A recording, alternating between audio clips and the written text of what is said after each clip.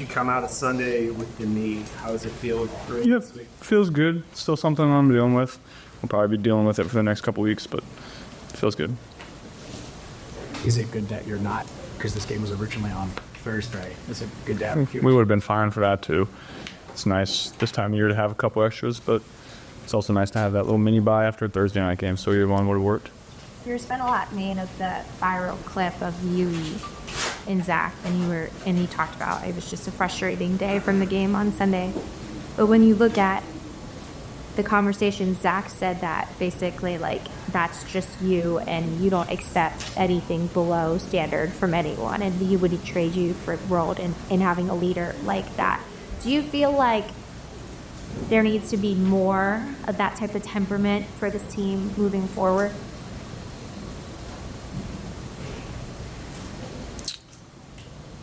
I think we can pick our spots to do that. There's definitely discussions had this week about what was good enough, what wasn't good enough from the game.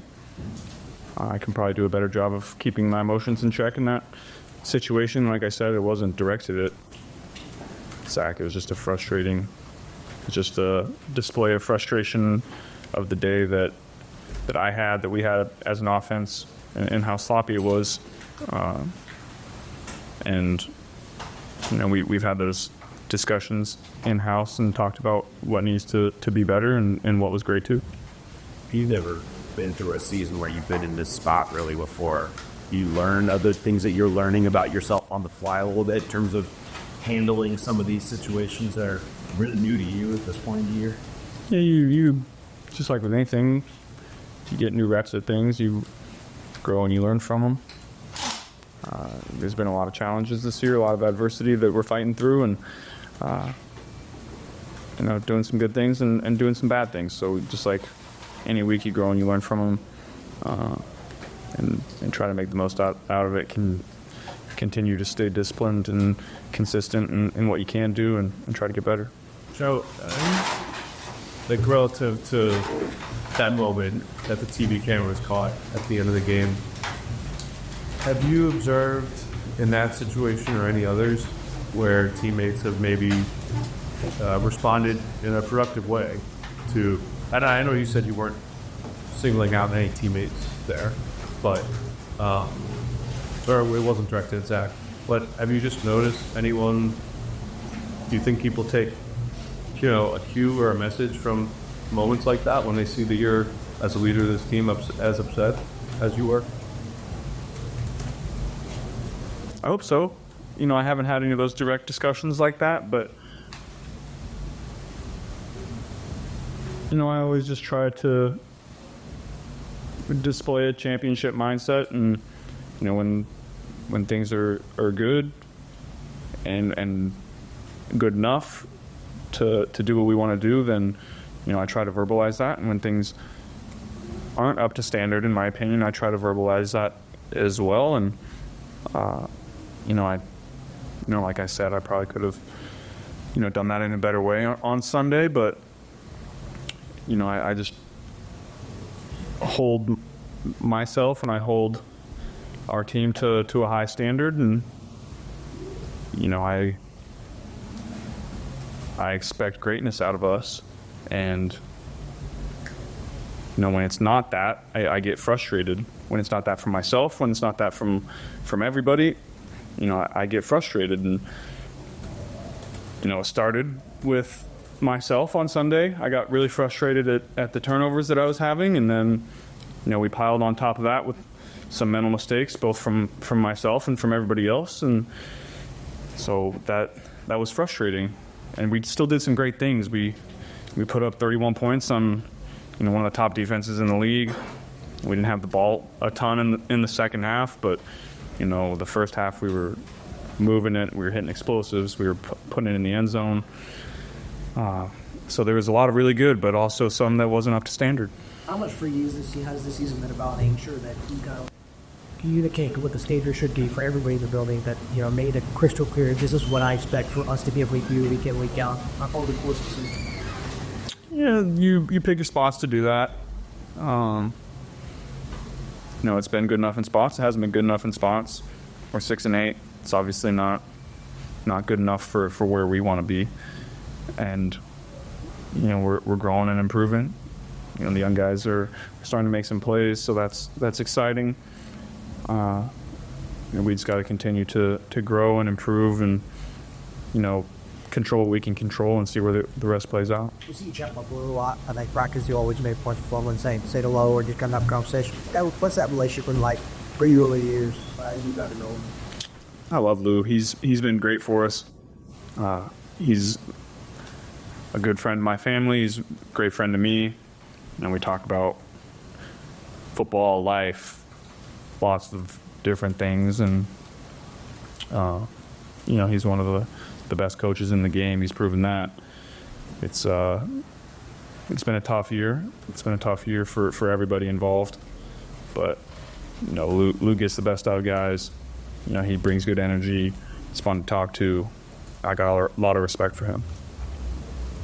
Joe, what's your biggest takeaway from the first matchup with the Browns? Did some good things and did some things we wish we had back. I don't believe we turned the ball over that day. That was a positive. You can't turn the ball over against that team. Defense came up big that game. They played really, really well. We got to hold up our end of the bargain on offense. This week we got to limit 95 from wrecking the game. He can if you let him. We hit some plays. We got to hit some more. What would it mean to sweep the Browns for the first time in your career? It would just mean we want to know this week, one step closer to finishing the season how we want to. You were talking about a few weeks ago about having maybe last week, how the injury to all has kind of changed the running game. And what you've gotten from Chase is almost kind of the way you use him in the pass game is almost kind of like, do I run the ball out of free receivers or stuff like that? Is that, do you kind of envision how those throws are in Chase a little bit, extension of the run game? Yeah, our quick throws, we feel that way. But I would also say our run game has really taken a step over the last several weeks. Chase is running hard. Our line is really run blocking well. We've had some explosive runs. Chase is breaking tackles and making plays in the run game and pass game. So that's been a very positive sign for the last couple weeks. It's not just your body language. Raquel Williams always does a lot of discourse around the way he is on someone as well. You feel like much is made of quarterback's body language, or is that part just the position with that kind of how you interact and how you are on sideline that's a lot to determine to that point? Yeah, it's an emotional game. I try to be as even keeled as I can, and when I have to be, I am. But when the game is out of reach, and we aren't doing the things that we need to do, in my opinion, then I'm going to get frustrated. Like I said, we're competitive people. It's an emotional game. We're leaving all we have out there, and sometimes things get a little heated. That's part of the game. You've seen that from everybody that's ever played in this league. Nobody's immune to it. Nobody gets sensitive or has hard feelings about it. It's just part of it. We were kind of aware how the QB was studying where it's up to great QB. Was there a guy on the sideline you really admired? And don't let it take care of yourself? Not anybody in particular, but I remember my dad always talking about people that handle it the right way, people that, we would always watch post-game interviews and he would comment on things here and there. I'm not sure if he was doing that intentionally, but that's something that I remember and, stuck with me. So, those parts of your life shape and mold you into the person that you are. How much has he helped you this season, given that there's been a lot of challenges on you? My dad? Yeah. Yeah, my parents are always there for me through good times and bad. And whether I need to vent or they need to vent or, multitude of things. They're always there for me in those tough moments, and I always appreciate that. At what point in your life did you realize how important the demeanor side of it is to playing the position of quarterback? Like, when did you realize that it wasn't just about throwing the ball in the right to the right receiver, and like the demeanor side of it was important to you? Yeah, I would say early on, maybe high school, when you're taking some hits and you get right back up and go back to playing. But I would say the reaction of the defensive lineman when you just get popped right back up and get back to work, they get frustrated at that. They're hitting you and you're not giving them anything. And that was probably the first time I realized that you can have an effect and impact the game in a bunch of different ways. Zach's reiterated throughout the year that ultimately this falls on his shoulders. What have you appreciated most about how he's handled the adversity this year, Joe? Yeah, everybody's in a tough spot this year. A lot of adversity has hit. Zach is positive every day, comes to work and gives the best game plan possible. We always trust that as players, that the coaches are going to put in the work to put us in the best position to succeed, and they work really hard at that. And my discussions with Zach have been very productive. I always appreciate when the coaches get up in front of the team and tell us what's been good enough, what hasn't been good enough, and very clear in that respect. And I think we've done a good job of that. We were at teams like the Chiefs, the Ravens, the Bills, the Lions, all teams that made deep runs in the last couple of years and for the most part have sustained success every year. Is it frustrating for you that even on the years when you guys have been very successful, that it's always been we have to claw to get in there at the end of the season, that you guys can't get yourself going earlier in the season so you could have a much different look into December than you have in years past? Yeah, we haven't been good enough at the beginning of the year. That's no secret.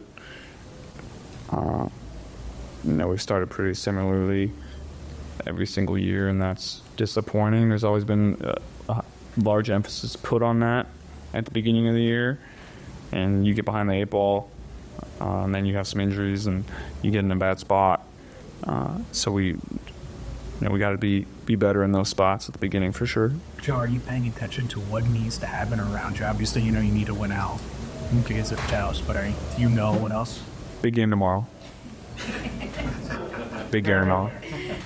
When you're at the point where you're at, where the playoffs are on the table, but you do need a lot of outside help, how much do you allow yourself to pay attention to what's going on around the NFL? I mean, obviously you mentioned tomorrow is a very big game, but how much do you pay attention to those singular things? You pay attention. Usually just after your game, you go and check. Things happen that you needed to happen. This is the time of year that you're always paying attention to that, whether you're in our spot or whether it's seeding and you're already in the playoffs. You're always paying attention. Do you plan to watch that game tomorrow night? Yeah. Until I fall asleep. And a little late for me on a Thursday, so I usually watch the first half. Going back to what you said earlier about kind of being on the sideline, you take a lot of pride in not letting folks know if you've been hit hard or like if a hit got to you a little bit. You take a lot of pride in not showing that. Yeah, I do. I think you can, like I said, you can impact the game that way. Defensive linemen get frustrated when you get the ball out or you get hit and you get back up and you come back and do it again and continue to take them and you don't react to it. That's frustrating to a defense, and I take pride in doing that. Do any defensive linemen ever say anything to you? Like, at some point, is this going to hurt? Like, do they end up making a comment to you over the course of the game? Sometimes, here and there, yeah. Back to when you and your dad were observing quarterbacks, who stood out to you? Who was a guy that made a big impression on you as you grew up? We would always talk about Peyton, Tom, and Drew Brees. Drew Brees was my favorite quarterback growing up, and obviously I was a big fan of Peyton and Tom too, and they did it the right way, handled their careers the right way, never threw anybody under the bus, always had the demeanor and that you want to see from a quarterback. And just like I said before, it's those guys get heated on the sideline too, and that's part of the game. You can go see clips of all those guys getting frustrated. That's, we put a lot into this. We work really hard to go out and play well on Sundays and put ourselves and our bodies in a great position to go out and perform. And when you don't feel like things are up to the standard, that gets frustrating because we put so much work into this, and emotions run high. It's an emotional game. You mentioned three guys, those three guys you mentioned. You've been in that, David, in the conversation with you this last month. Has that caught your eye? The numbers you've been putting up are been right there with those guys? I haven't seen anything. I know I'm putting up good numbers this month. That's about all I know. I don't know about any comparisons or anything like that. Do you think your reaction the other day is the same in year 2 or year 3? Where do you think part of it is? I think there were a lot of different things that went into it. I think that's a close game in it till the end. That's not how I'm reacting in that situation. Usually what happens when I get that frustrated is I'm frustrated at my own mistakes to start, and then we have control of a game against a team that I feel like we're better than, and if we're not playing up to my standard against a team like that, then you have the luxury of being a little emotional on the sideline in that situation because the game's out of reach, and you don't have to go back out there and make a play to win the game. So I think there's a lot of different things that go into it. What was Zac saying to you to try and settle you down or offer perspective? He was just trying to tell me to be happy with the win. And I appreciate that about him because I can get lost in, just like everybody can, you get lost in the adversity of the season. You can't take winning for granted. And, I've tried to get better at that.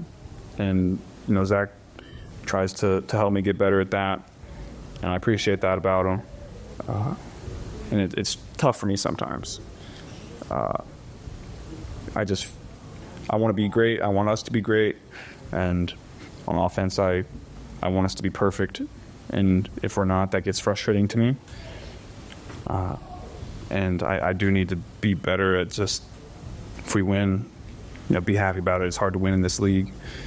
And I can do a better job of, maybe showing that side of me on a Monday and enjoying the win right after, and rather than letting that boil over on the sideline. Did you ever get for the video whip rating attempts and several of them trying to be made? The what? Whip rating attempts, video? Oh, no, I didn't. This team's been traditionally very good when it comes not making penalties. And like the last 3 games kind of Stick out. Is there anything that you can see going on? Or what? Well, that's part of what was frustrating. That's not what we do. We're a disciplined football team that understands the rules, understands the cadence, understands what we're trying to do on every single play, and that's why, historically we've been good at that. But like you said, the last 3 weeks we have not. That needed to be addressed, and it's been addressed. In any way, you work on it in practice. What do you do? It's just about maintaining focus through every snap, through the entire game. It's, I think, sometimes when you get into a game like that, you get up late. I forget what the score was at that point. But you have little mental lapses because you're like, oh, the game is won. We're trying to get in the end zone one more time, but game's won. I'm ready to get on the plane and go home. And, I've fallen into that before. And you just have to maintain your mental focus through the triple zeros on the clock. That includes me. And so that's something that we can all be better at. How do you like to be coached? There's some people that like to be coached really hard and have people in their face, and that typically gets the best out of them. And there's some people that don't react well to that. So for you, how do you like to be coached? Not that way.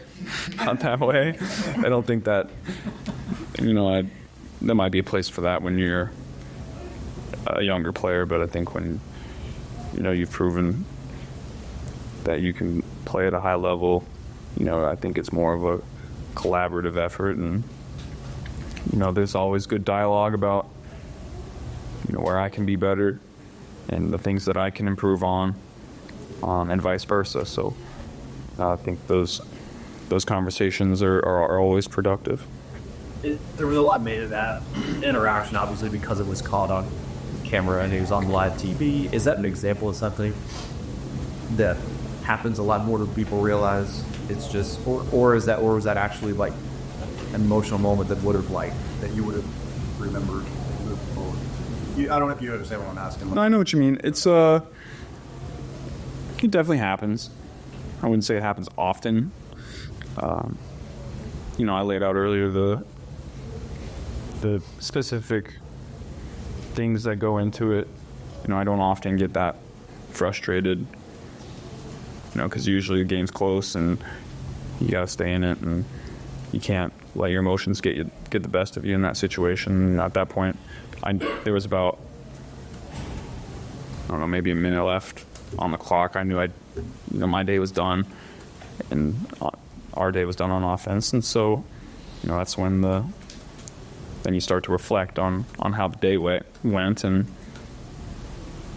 in the moment, I was just focusing on all the negative things that I did, that we did, and that was frustrating to me in that moment. And, like I said, a lot of things go into it.